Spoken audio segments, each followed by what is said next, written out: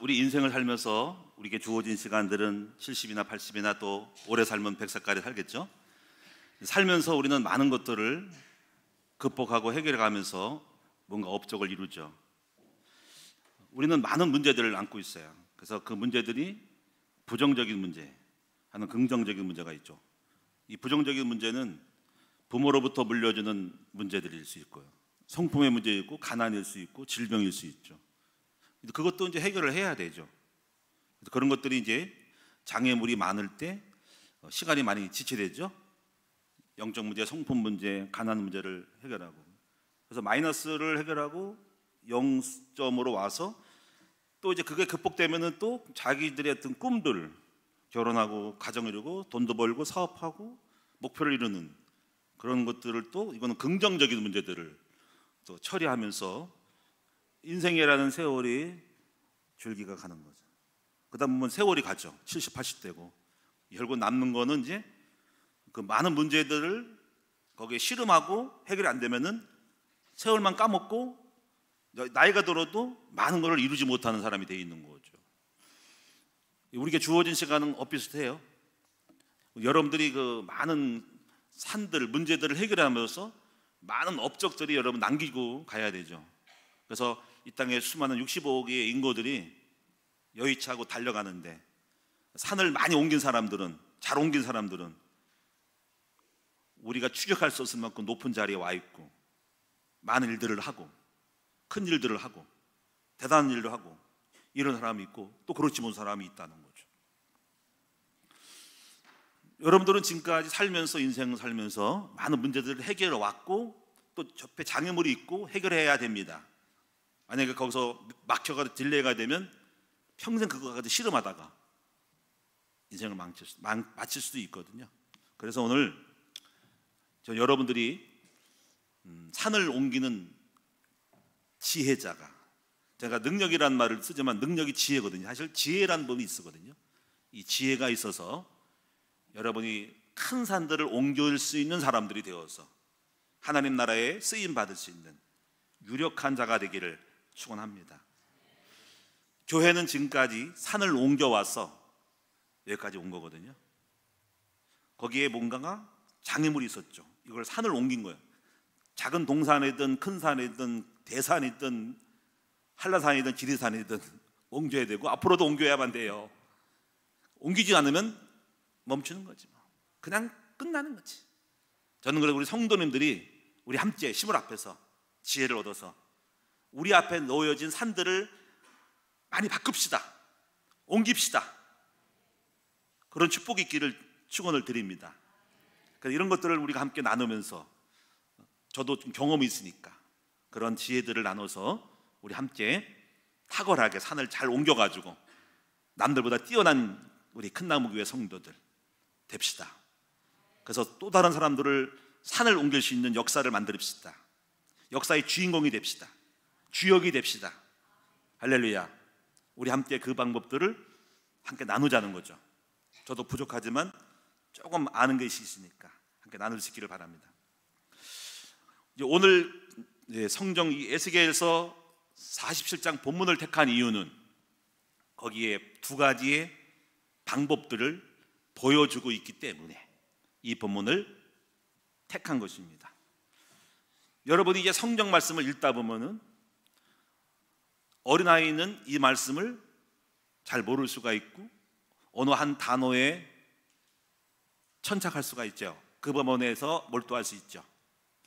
그런데 어른이 되고 나면 사회생활을 경험하고 인생을 살다 보면은 그 똑같은 본문인데 나이가 들어서 보면은 경험과 어우러서 지식이 쌓여서 또 다른 것을 볼 수 있는, 같은 본문이어도 다르게 볼 수 있는 것이 있어요. 에스겔 47장 원래의 본문은 이것은 하나님의 말씀 사역의 역사의, 세계적인 역사의 흐름을 보여주는 거거든요. 강단에서 말씀이 흘러서 천척을 측량해가지고 강을 건너서 건널 수 없는 강을 건너가지고 나무를 만나서 나무에 어부가 서고 그 강줄기가 생겨서 강줄마다 어부가 서서 그 강줄기에 생명나무가 서서 사람이 살더라. 전 세계가 사는 전도운동에 대한 프로세스를 보여주는 내용이거든요. 근데 오늘은 여러분에게 그 내용을 보지 않고 다른 각도에서 문제를 해결하는 두 가지의 방법을 찾아낸다는 거죠. 그걸 함께 보도록 하겠습니다. 왜냐하면 말씀을 또 그렇게 볼 수도 있거든요. 그래서 말씀은 무궁무진해요. 어떤 사람이 보느냐에 따라, 어느 때에 보에 따라서 말씀의 깨달음이 무궁무진하게 막 나오는 거지. 오늘 에스겔 40장에서 오늘 여러분에게는 문제를 해결하는 두 가지 방식을 함께 배우기를 원합니다.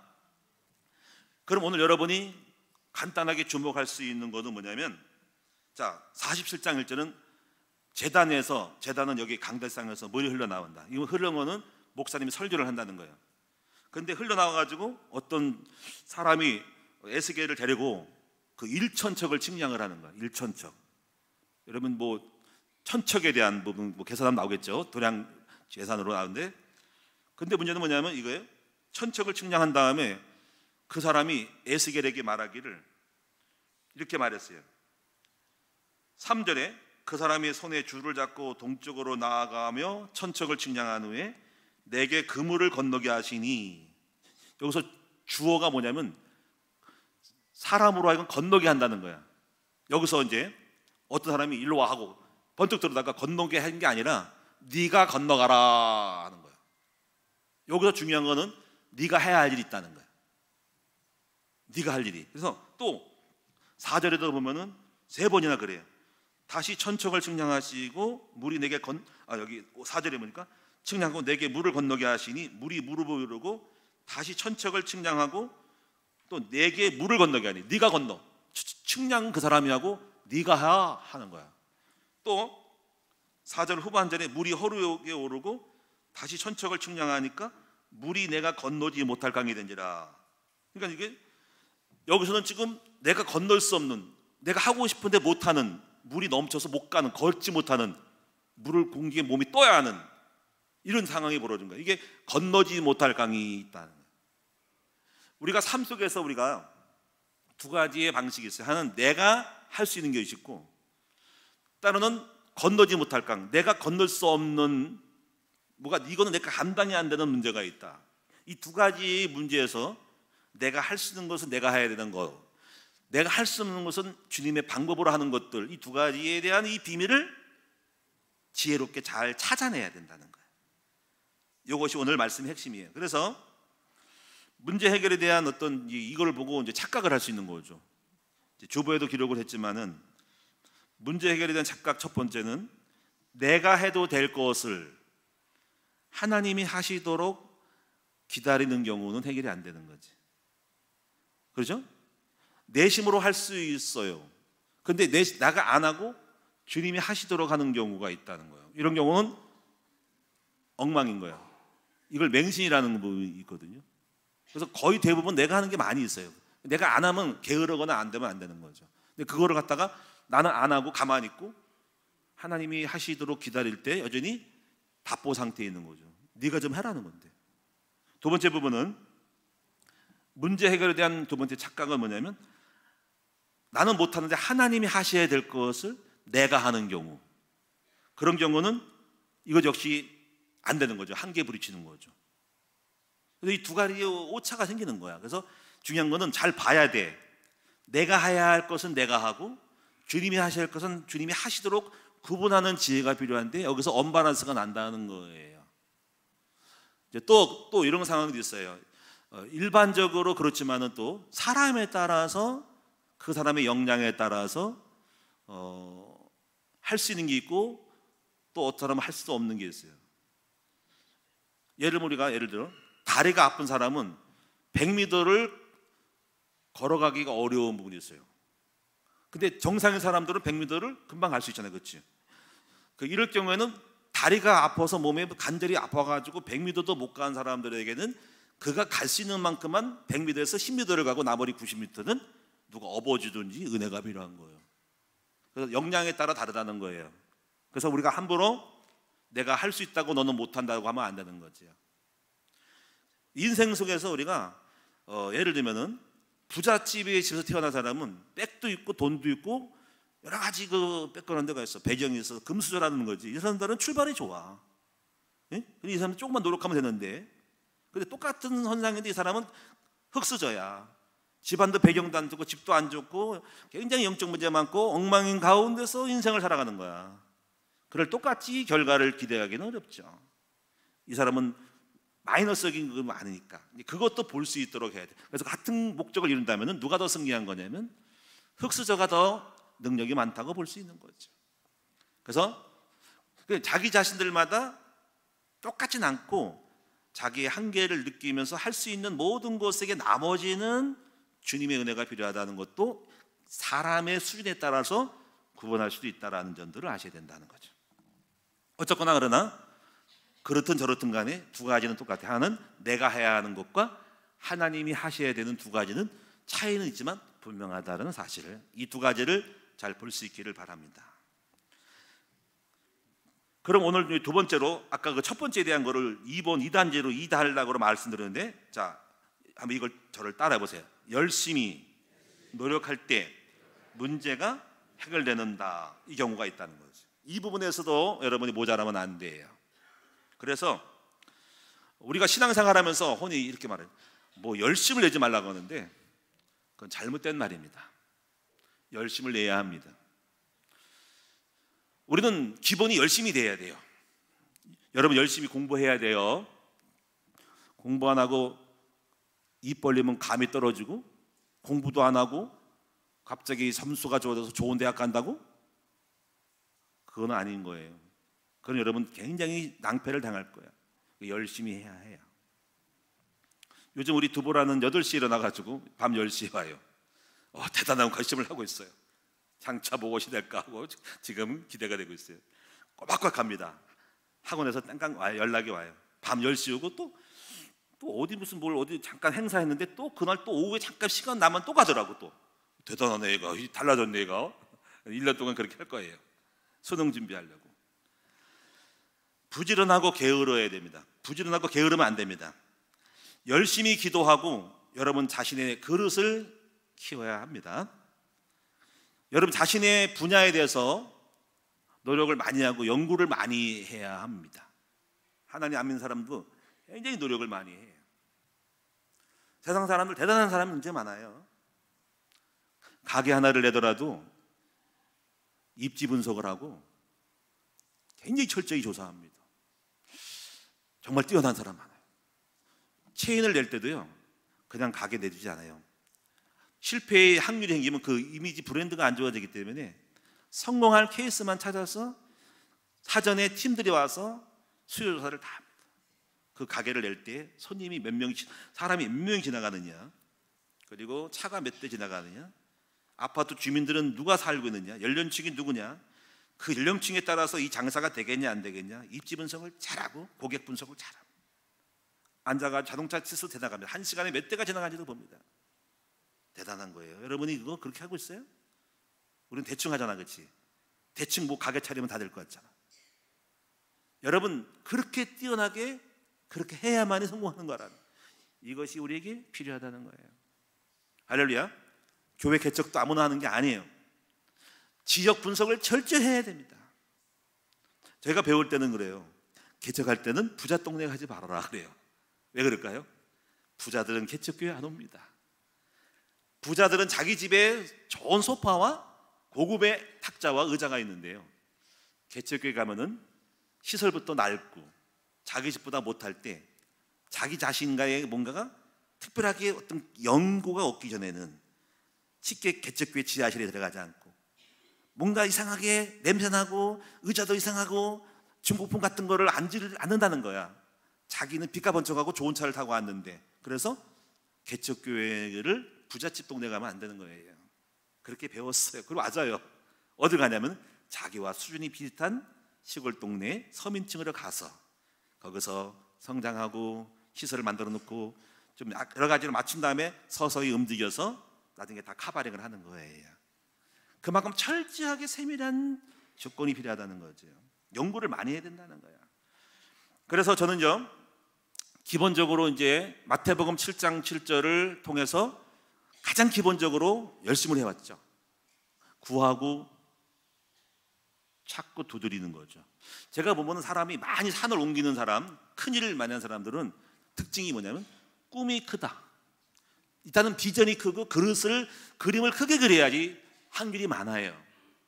어쩔 수 없어요. 그래서 입을 크게 열고 여러분이 큰 그림을 그려야만이, 처음부터 그렇게 그려야만이 인생을 살면서 그 그림만큼 거기에 무슨 그림을 그리면 무슨 꼬랑지를 그린 다음에 그렇게 되어지는 건데, 아예 그림이 없는 사람들은 자기의 한계에 부딪혀서 많은 것들을 이루지 못하는 거예요.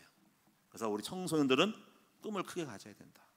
그럼 그 사람이 많은 산들을 옮기는 부담스러움이 있고 무게감이 있고 굉장히 산이 있지만 그 산을 돌파하게 되면 그는 남다른 어떤 큰 산을 옮기는 사람으로 바뀐다 하기 때문에 일반적인 법적인 꿈을 커야 된다. 그래서 여러분이 이제 열심을 내야 하는 것은 자명한 사실이라는 걸 명심하고, 우리 성도님들은 절대로 이렇게 뭐 믿습니다라는 식으로 알아서 하게 자기 노력은 하나도 않고 연구도 안 하고 대충 하고 또 좀 해놓고 나서 안 된다고 하나님 원망하는 일이 없도록 했으면 좋겠다. 계시록 8장 3장 19절에 사랑하는 자를 책망하여 징계하노니 그러므로 네가 열심을 내라. 갈라디아 4장 18절에 좋은 일에 대하여 열심히 사모함은 언제든지 좋은 일이라고 했어요. 그래서 게으름에 대한 거를 찾아보니까 이런 게 있더라고. 게으른 완벽주의자가 있대요. 추진력이 부족한 자, 핑계가 많은 자가 다 게으른데, 여기 특히 게으른 완벽자를 좀 찾아보니까 이런 스타일이더라고. 이 사람은 완벽주의자라 게을러.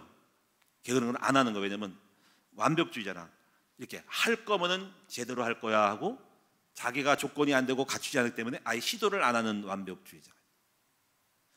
돈이 없어. 아직까지 안 익었어. 이런 사람들은 맨날 조건만 찾다가 완벽함을 찾다가 세월 다 까먹고 기회를 놓치는 거죠.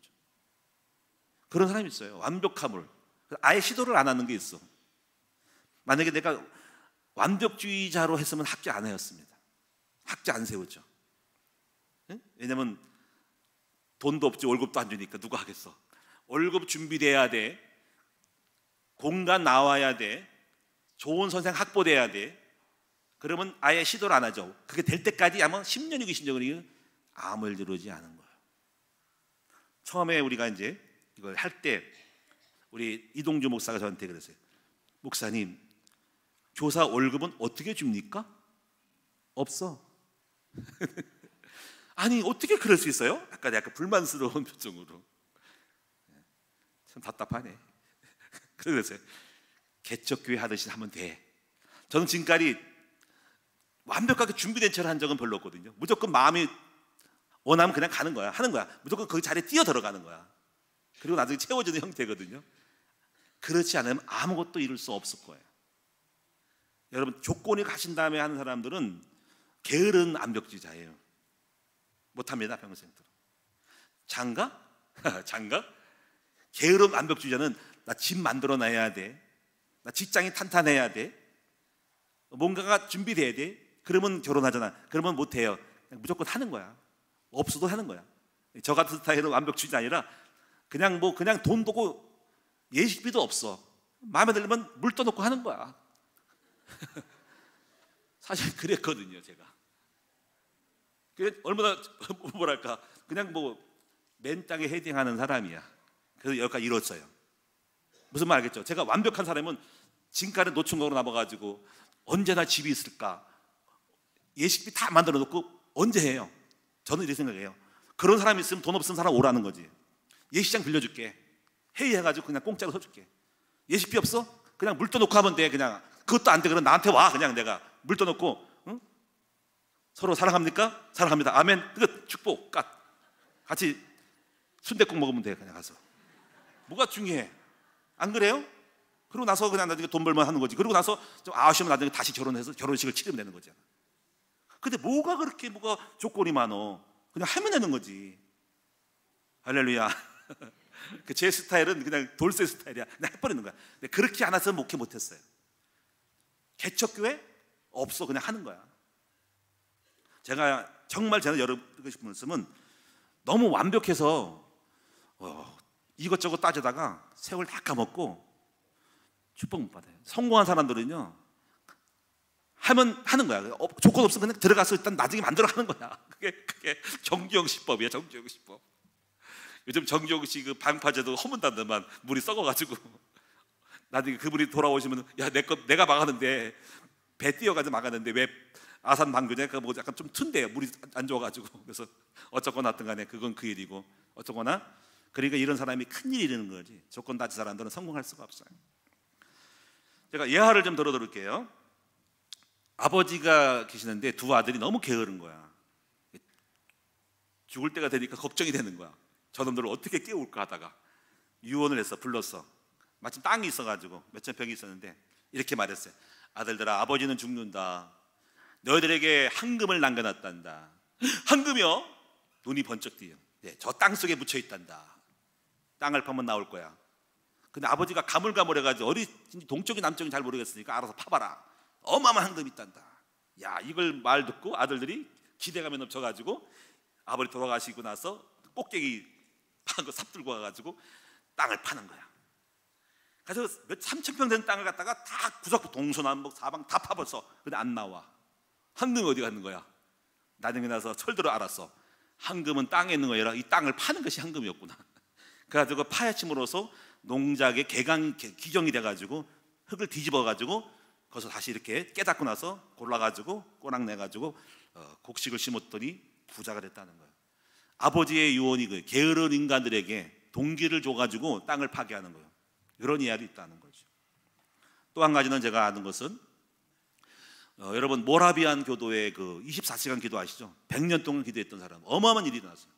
근데 거기서 이 모라비안 기도 운동의 1800년도에 모라비안 기도 운동에 영향을 받은 사람이 감리교의 창시자 요한 예슬레입니다.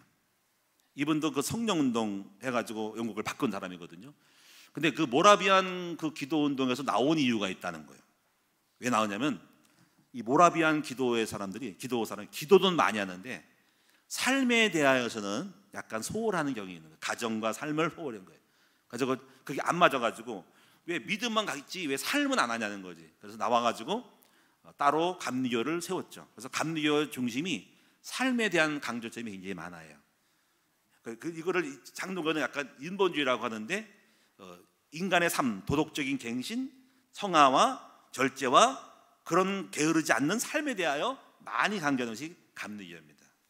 그래서 장로교는 약간 왜 그렇게 인간의 노력이 필요하냐고 하지만 그런 마음에서 그 웨슬레의 주창이 감리교의 사상이 그거예요. 삶에 대한 거를 많이 하자는 거예요. 참고하시면 됩니다. 하여튼 우리 많은 것에게 게으르면 안 된다는 것을 말씀드리는 것입니다. 그 다음에 여러분이 이제 오늘 중요한 부분, 주로 이제 우리가 이런 부분들은 열심히 되는 부분은 세상 사람들은 알고 있는 부분인데 여러분이 안 되니까 그런 거예요. 근데 여러분 이제 오늘 이거 있어요. 두 번째 부분이 5절에 보니까는 내게 다시 천척을 진양하니 물이 내가 건너지 못할 강. 예, 여기서 중요한 건너지 못할 강에 대한 답이 나왔다는 거예요. 여기서 여기 보시면은요, 건너지 못할 강을 만나. 건너지 못할 강이 뭘까? 건너지 못할 강은 자녀가 건너지 못할 강이 있어요. 아무리 때려도 꼬셔도 유혹해도 말을 안 들어보고 얘가 변할 마음이 없는 거야. 아이고 지쳤다. 이걸 건너지 못할 자식인 거 같아. 남편도 그래. 아우 저 남편 술 먹고 맨날 바람 피고 언제 인간 되나. 이혼할까 말까. 건널 수 없는 남편 강 있죠. 여러분이 혹시 병이 들었어. 그러면 아무리 병원, 대학병원 다 다니고 해도 도무지 못 고친대요. 건너지 못할 질병을 만난 거. 사업도 그래요. 이 사업도 하다 보니까 터무니 노력해도 빛을 갚을 수가 없어. 이게 뭐지? 이 건널 수 없는 사업의 한계점이 있다. 이런 것들을 보는 눈이 열려야 되는데 여기서 건너지 못할 강을 만나. 때로는 여러분요, 열심히 해도 어느 한계까지는 할 수 있는데 더 이상 한계를 느끼고 더 이상 안 되는 부분을 직면할 때가 있습니다. 이건 인간의 머리로 안 되는 수많은 문제점이 있는 거죠. 이것이 이 땅에 있었단 말이에요. 이것을. 그래서 이런 걸 만났을 때 많은 사람들이 교회를 다니기도 하고 주님을 찾기도 하는데 여러분이 이 문제를 돌파하는 능력이 있어야만이 이걸 뚫고 나가서 아까 열심히 내는 부분도 뚫고 그리고 내가 할 수 없는 한계를 뛰어넘는 건너지 못할 강을 뛰어넘는 이걸 돌파해야만이 거기서 그 다음에 응답을 받아서 들을 수 있다는 거. 이걸 배우셔야 하는 거죠. 그리고 성경은 그런 이야기로 가득 차 있다 하는 거예요. 그럼 오늘 여기서 여러분이 5절에 보면은 6절에 보면 그래서 건너지 못할 강을 만나가지고 그다음 걸었는데 이거는 건너지 못해서 헤엄을 쳐야 돼. 이건 뭔가 내가 발을 띄어서 물 속에 맡기고 이걸 그 건너지 못할 강물을 이렇게 밖으로는 움직이고 돌아가야 한다는 거지. 그래서 6절에 보면 이런 말이 있어요. 그가 내게 이르시되 인자야 네가 이것을 보았느냐 하시고 네 보았습니다. 여기 중요한 거는 보아야 한다는 거죠. 무슨 얘기냐면 건너지 못할 강을 보는 눈이 열려야 돼. 이걸 못 보면은 내심으로 하려고 하니까. 여러분이 자녀를 볼 때 내심으로 막 말로 해서 막 상담하고 막 압박을 주고 때리고 뭐 협박을 하고 그러겠지만 저 자식은 내가 해결할 수 없어라고 하는 것을 볼 때에 다른 방법을 찾게 되는 거죠. 그렇죠? 여기서 나오는 거예요.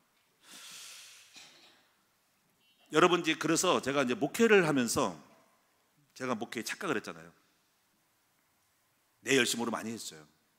근데 7번을 하고 나서 건널 수 없는 강을 계속 기민해가지고 계속 뛰어올고 계속해도 안 되면서 나중에 제가 안 되는구나 하고 메뚜기가 뛰어봐야 벼룩이 뛰어봐야 한계가 있어가지고 거기서 그만 멈추고 그때 봤어요. 이거 내가 건널 수 없는 강을 내가 건너려고 하는 착각 속에 있구나 해서 물론 그것도 중요한 거죠. 실패의 경험을 통해서 나를 내려놓고 한계를 봤으니까 그때부터 이제 하려고 하지 않고 주님이 하시도록 기다렸죠. 이것을 보는 눈이 열려야 됩니다. 그래서 이 결론이 납니다. 목회는 내가 하는 게 아닌 거예요. 그런 종목이 있어. 그런 종목이 있어. 내가 목회를 착각했구나. 내가 어떻게 사람을 바꾸고 내가 어떻게 설교를 할 수 있고 어떻게 사람 바꾸냐. 그래서 아예 이 종목은 주님이 하셔야 하는 종목인 거예요. 이 자체가. 그래서 이거를 성령 목회라고 하는 거죠. 그런 종목이 있다는 거예요. 그래서 오늘 여러분이 그런 부분들을 보셔야 되고 그래서 내가 건널 수 없는 강 그런 종목도 있고 또 자녀들의 변화 자녀들 여러 명 있지만 어떤 자녀는 내심으로 설득을 안 되는 게 있습니다. 주님의 건널 수 없는 강이 있어요. 주님이 하셔야 하는 자녀가 남편도 그렇고 병도 그렇고 그래서 이런 부분 속에 여러분이 이제 이걸 방법을 찾아야 됩니다. 그래서 이것을 보는 사람들은 이런 고백을 해요. 바로 시편 127편 1절 2절 아주 중요한 말씀이고 신방 갈 때 이 말씀 많이 써요. 왜냐면 어떤 사람 볼 때 자기가 하려고 하는데 좀 믿음 안에 좀 주님의 방법으로 좀 나오라고 하고 싶어서 이 말씀을 딱 갖다 댑니다. 이 말씀은 뭐냐면 여호와께서 함께하지 않으면 당신 사업 안 돼요. 여호와께서 함께 하면 당신의 자녀들 문제 해결 안 돼요. 당신 남편 바람피는 거 해결 안 됩니다. 그래서 빨리 깨달으셔야 돼요. 이게 인정됩니까? 여호와께서 함께하지 않으면 세우는 자의 수고가 헛되고 여호와께서 함께하지 않으면 파수꾼의 경성함이 허서로다. 아침 일찍 뼈 빠지게 일어나서 누워서 먹고 자도 수고했다고 먹으면 헛되도다. 그래서 사랑한 자에게는 잠을 주시는 도다라는 말씀이거든요. 그럼 어찌해야 됩니까? 그래서 이제 주님의 방법으로 들어가야 돼요. 그걸 깨달은 사람이 되어야 돼요. 그때부터 어찌할까요? 그 방법을 희한한 방법으로 주님이 역사하는 방법 속으로 끌고 들어가는 거죠. 그것은 바로 복음이었고 전도였어요. 자, 이제 여러분 이제 몇 가지 사례를 드릴게요. 모세는 자신의 힘으로 여러분 성경을 보면 성경을 보는 걸 이제 바꿔야 됩니다. 자신의 힘으로 이스라엘 민족을 출애굽시키려고 했어요. 출애굽 3장에 나옵니다. 그는 굉장히 실력자예요. 애굽에서 왕자로 자랐어요. 군사를 배웠죠. 제항학을 배웠죠. 리더십을 키웠죠. 힘도 셉니다. 전쟁에 나가서 공을 세웠습니다. 내가 파워를 일으키고 데모를 일으켜가지고 군사 일으키면 이스라엘 민족을 끌고 갈 수 있겠지 했어요. 그래가지고 어떤 잘못된 걸 보고 쫓아가서 내가 이렇게 영웅이 돼야 되겠다 해가지고 이스라엘 민족을 괴롭히는 그 애굽의 감독관을 갖다가 쳐서 죽여버렸어요. 자, 훌륭하지? 여러분 저를 따르십시다. 이제 출애굽합시다. 노예 해방합시다. 다 일어나세요. 말 안 듣네.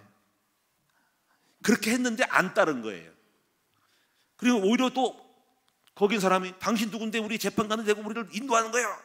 다시 고소할 거야 하고 오히려 자기 백성이 애굽의 그 나라의 당국에다 고발해가지고 도망가는 신세가 된 거예요.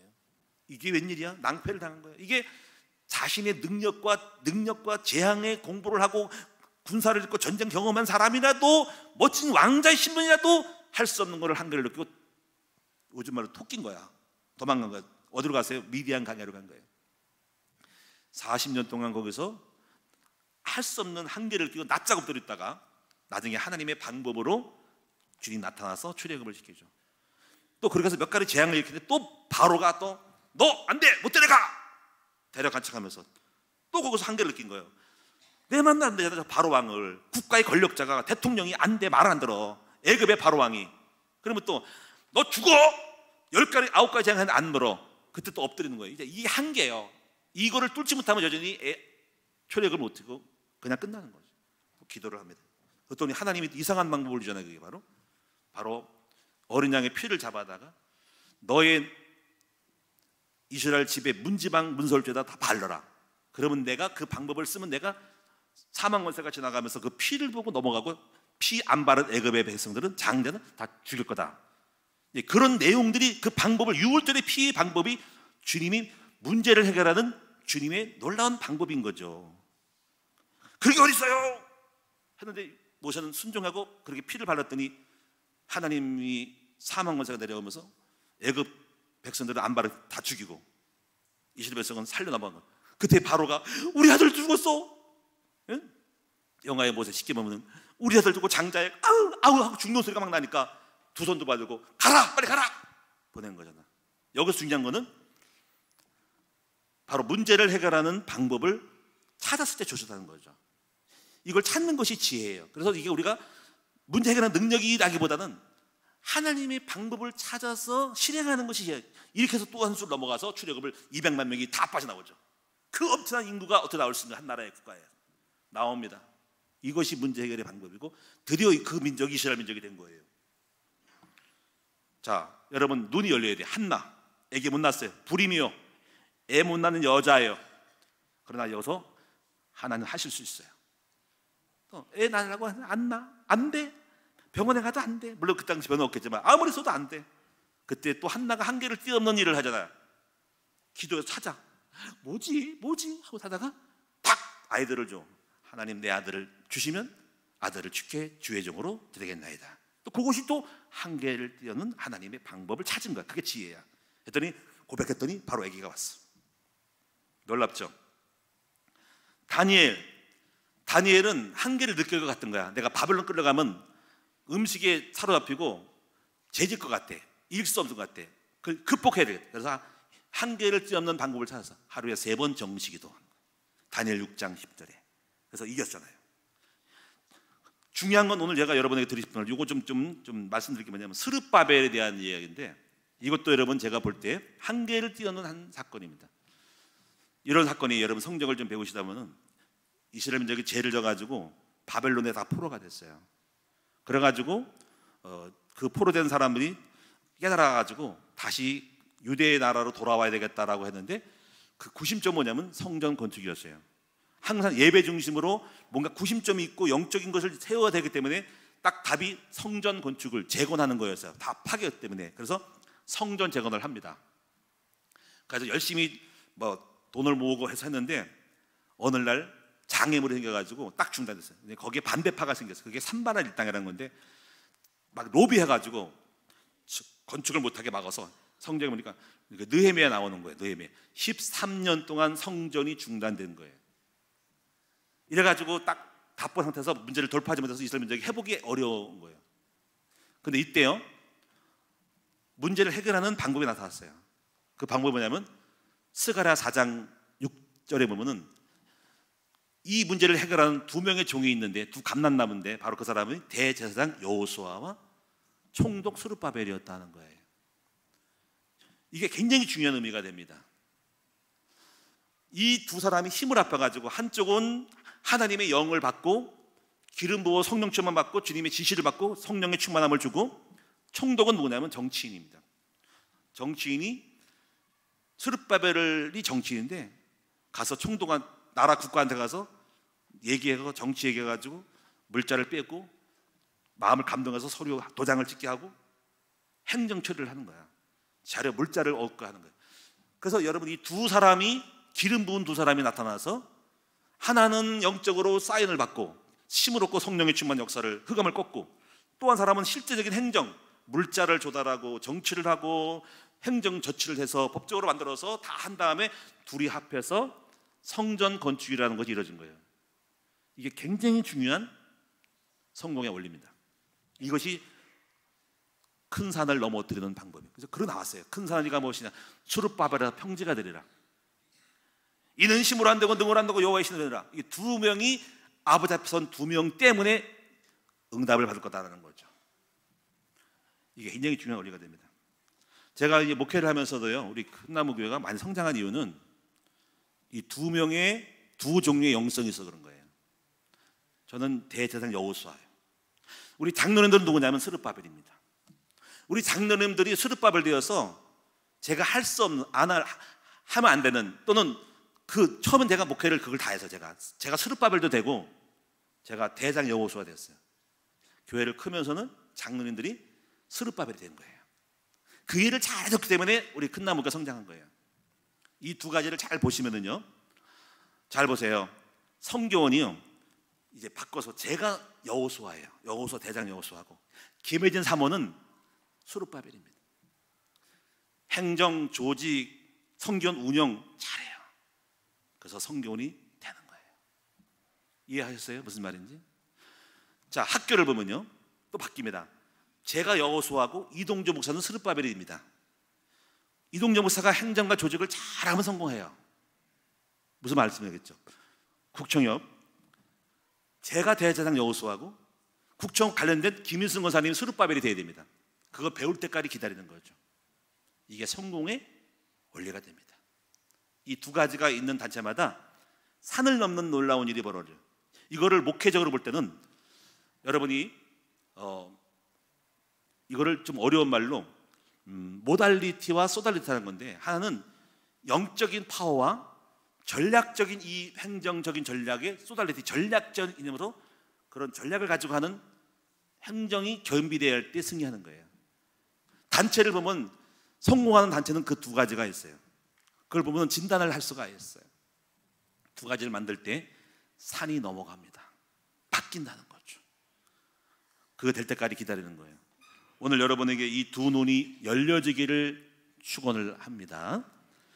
다윗은 이 다윗에게 이 두 가지가 있어요. 하나는 영적인 대장 여호수아가 있었고, 다윗은 뭐가 있냐면 물맷돌 기술이 있었어요. 성공한 사람 여러분 두 가지가 있어야 돼. 하나는 여러분이 스룹바벨이 있어야 돼. 전략과 기술과 능력과, 그리고 성령의 충만을 받으면 두 가지가 결합할 때 성공할 수밖에. 다윗은 그 두 가지 때문에 자신의 인생 속에서 골리앗을 이기고, 골리앗은 그냥 이긴 게 아닙니다. 믿음만 있고 무너져라 아니라 물맷돌을 덜진 거예요. 그 물맷돌이 뭐냐면 스룹바벨입니다. 이 두 가지를 겸비한 사람은 성공하는 거예요. 오늘 결론으로 짓겠습니다. 결론적으로 오늘 우리는 이 두 가지 무기를 가지고 문제를 해결해야 됩니다. 열심은 기본입니다. 혹시 여러분이 내가 해야 할 것을 착오를 일으키고 하지 않아서, 또는 모자라서 미련해서 내가 해야 할 걸 안 한다고 이거 갖다가 하나님 원망하지는 마세요. 여러분이 잘못한 거예요. 여러분이 실수한 거예요. 여러분이 오판한 거예요. 여러분이 결정을 잘못한 거라고요. 주님은 관계가 없다고요. 주님은 관계가 없다니까. 여러분이 그 전략을 안 세워서 그런 거예요. 실력이 없는 거예요. 오착한 거예요. 왜 그걸 가지고 여러분 하나님께 핑계대고 하나님 원망하십니까? 여러분 탓입니다. 하나님 땜빵하는 분입니까? 아니라고요. 오늘 여러분이 여러분 자신의 그릇을 만드시고 열심을 내시거나 지혜를 얻어가지고 많은 걸 공부하시고 배우셔야 되고 성공할 수밖에 없는 여러분의 수준을, 이거는 불신자도 할 수 있는 거예요. 하나님 아는 사람도 열심을 내고 전략을 쓰면 성공해요. 부자 될 수 있어요. 보세요. 응? 성공한 사람, 사업에 성공한 사람 보세요. 신자가 왜 착각을 합니까? 두 번째, 근데 그래도 그들에게는 한계가 있었죠. 그 한계는 우리가 해결하는 능력이잖아.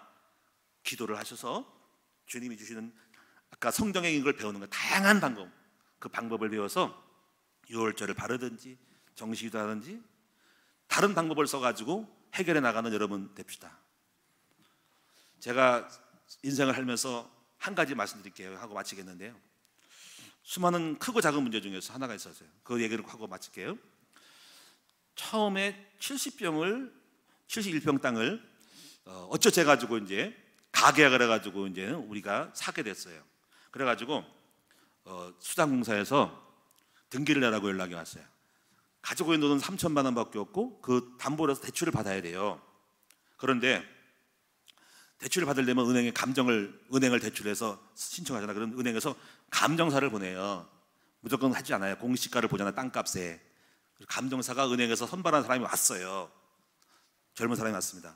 그래서 땅을 보더니만 얼마가 필요하시죠? 뭐 냉정하게 이제 하는 거지. 3천 필요합니다. 그래요? 3천 필요한데 제가 보니까 여기는 아직까지 개발이 안 돼가지고 공시가 안 나와서 3천 안 나옵니다. 안 됩니다. 딱 그러더라. 이게 우리 한계예요, 그렇죠? 한계죠, 그렇죠? 그런데 이제 그래요? 안 되네요. 그런데 이렇게 말했어요. 근데 혹시 교회 다니셔요? 갑자기 교회는 왜요? 오늘 뭐 안 되니까 나는 목사하고니까 우리 사모님도 같이 있습니다. 하나님 궁금해서 물어본 거더니 그래가지고 나 교회 좀 다니다가 안 다녀요 했단 말이에요. 앉아보시라 했더니 앉더라고. 그래가지고 열심히 복음을 전했어요. 해가지고 영접을 시켰어. 영접시켜가지고 눈물 흘리더라고. 한번 사는 매개를 한 말이 이럽니다. 사실 제가요 장로님 아들입니다. 그러니까 장로님 아들이라는 거. 그럼 여태까지 교회 안 다니? 예, 장로님 아들로서 신앙 팔아먹어가지고 안 다니는데 오늘 눈물 흘리면서 은혜 받고 이러더라고요. 목사님 걱정하지 마세요. 제가 다 알아서 하겠습니다 하더라고. 어떻게 알아서 할까? 숫자를 좀 올리면 되는 거거든. 공시가 강정가를 올리면 되는 거야. 자기가 아는 선이 있으니까 해주겠다는 거야. 됐어요. 그래가지고 저는 이게 아무것도 아닌 것 같지만 놀라운 경험이었어요. 제가 넘어갈 수 없는 한계를 전도라는 거를 넘어간 거예요. 그렇죠? 이거 봐라. 이상하다. 그런 경험을 쌓이면서 제가 장가를 못 가잖아요. 그렇죠? 할머니를 모시고 장가라는 문제를 산을 넘어갔어요. 공통적인 거야. 전도, 복음, 고아 할아버지 할머니 모시는 거, 자비를 베푸는 거 산을 넘는 통로네. 그래서 결론 나는 거야. 복음, 전도, 기도는 산을 넘는 통로다. 할렐루야. 강조하는 거. 그래가지고 그래서 어디 예수만 바라보자. 예수만 바라보고 복음만 추구하면요 산을 넘어가요. 제가 우리 와이프 김상희 사모도 아주 센 여자예요. 감당이 안 되는 산을 못 넘어가요. 못 이기는 여자입니다. 넘겼잖아. 어떻게 넘겼을까? 재심으로 능으로 주먹으로 안 된 거예요. 그리스도의 마음을 가지고 나타냈더니 넘어간 거예요. 여기까지 하겠습니다. 기도하겠습니다. 하나님 감사합니다. 오늘 우리 성도들에게 두 가지의 방법을 갖게 해주세요. 열심을 내든지 주님의 방법으로 써서 주님이 역사하든지, 이것이 바로 건널 수 없는 강을 만났을 때에 기도해야 될 이유입니다. 찾아야 됩니다. 유월절을 주시든지 아기를 드리겠다고 하든지 정식기도를 하든지 아니면 스룹바벨처럼 두 가지를 가지고 써먹든지 오늘 산을 넘기는 역사를 우리 성도들이 이제부터 각자의 삶 속에서 기도해서 찾아내게 하옵시고, 그래서 해결하고 문제를 극복해서 산을 넘겨서 높은 산을 다 넘겨서 큰 응답을 받는 우리 성도들이 다 되어지기를 주의 이름으로 축원합니다. 예수님의 이름으로 축복하며 기도합니다.